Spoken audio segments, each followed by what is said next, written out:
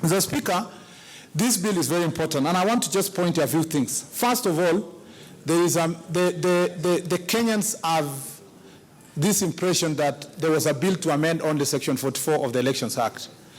I had an opportunity, of course, to serve in the committee that was a joint committee of National Assembly and the Senate, led by Senator Kiraitu and Senator James Orengo, and I have therefore institutional memory of where we came from and where we now are.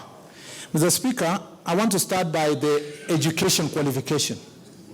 People who came here were very emotive when they were presenting on the amendment on education qualification. Order, Senator, this is where I need to make the intervention because the point was raised. I think that matter has already been canvassed. You can deal with the remainder matters. Mr. Speaker, so that there is a position in terms of moving the bill.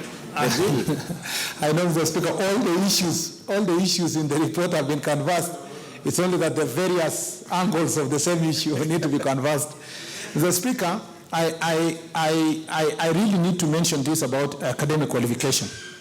That, Mr. Speaker, my view has been this. I was in the task force that worked on the laws that are related to devolution.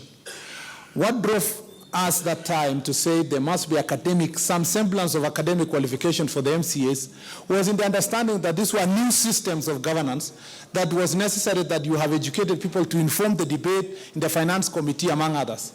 But Mr. Speaker, having reflected on this matter over time, and although this bill is postponing the qualification of a degree for another 5 years, Mr. Speaker, I have a different view. You know, when you go to an interview, you appear before the interviewing panel. Mr. Speaker, it's expected that those who interview you have similar or equal or even better qualification than yourselves. Mr. Speaker, all of us who are seeking elective offices are appearing before Kenyan citizens who 80% do not have, or 70-80% don't have any academic qualifications. And Mr. Speaker, when the public participants came here to make presentation, I agree with them that if the interviewer, the person who is sitting in the panel making an interview, determining who is qualified, Mr. Speaker, does not have a degree, does not have any certificate, who are we to come here and legislate that that person is not qualified to run for office? And therefore, I agree with the members of public who come before us that in the fullness of time, we should scrap any academic qualification as a basis of entering into a public office. Let the citizens sit down and say, we want this year to vote someone who has a low degree. We want next year to vote someone who has no any degree.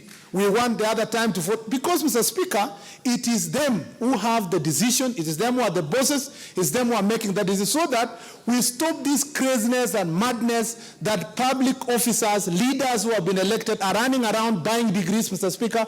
Some of them are telling us they did an exam that, Mr. Speaker, at a day that you can be so sure he was having a nomination in his constituency or his county, but in the records it's indicated that he was sitting in an exam in a University X.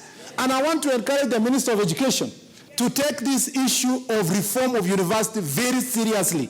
Because, Mr. Speaker, I have seen some people graduate with PhD, Mr. Speaker, but cannot write a single sentence, Mr. Speaker, cannot complete a sentence.